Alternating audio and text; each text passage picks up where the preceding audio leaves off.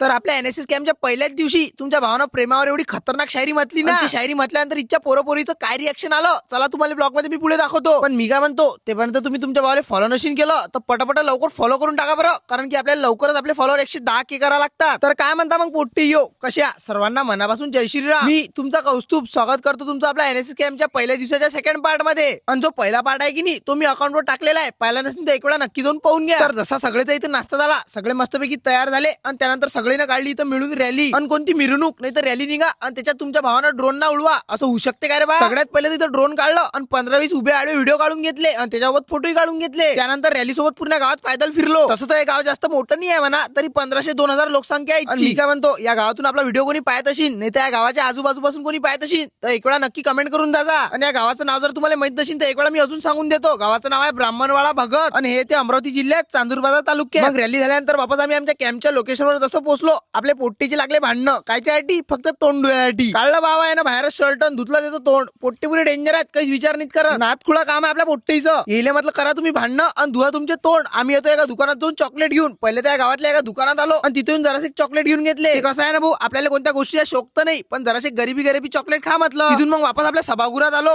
तर इथं आल्यानंतर आपल्या कॉलेजच्या प्रिन्सिपल मॅडम इथं आल्या होत्या. त्याच्याच नंतर सगळ्या ब्रांचेसचे एचओडी पण आले होते. इथं मग याचा सगळेचा सत्कार समारंभाचा कार्यक्रम पार पडला आणि त्यानंतर आपण 2-3 व्हिडिओ काढून घेतले. ते झाल्यानंतर मग बारी आली ती जेवण करायची. सगळ्यात पहिले तर रस्त्याची भाजी काढून घेतली आणि मग सगळेले मस्त वाळण केलं. आणि जसं इथं यायचं जेवण झालं सगळेचा पहिले तर ग्रुप मध्ये व्हिडिओ काढून घेतला आणि मग गेलो आपण जेवण करायला. जसं तिथं गेलो तिथे दिसला मला चोर. तो पण साधा सुद्धा चोर नाही, डायरेक्ट जिलबी चोर. गेले म्हटलं बाबू जिलबी दे नाही तर तुझ्या व्हिडिओज टाकतो. मग याच्याकडून एक जिलबी खाऊन घेतली आणि मग बसलो आम्ही जेवण करायला. टाईट मध्ये मस्त जेवण केलं. त्यानंतर संध्याकाळी होता मस्त हरिपाठाचा कार्यक्रम. आणि मग तुम्हाला तर माहितच आहे तुमचा भाऊ पुरा संप्रदायाशी जुळलेला आहे. पहिले तर मस्तपैकी पावळ्या खेळून घेतल्या आणि संध्याकाळी खतरनाक वाली शायरी म्हटली. आणि आपली शायरी कशी वाटली हे मला एक वेळा कमेंट करून सांगा आणि व्हिडिओ आवडल्यास ताकदनं शेअरही करजा.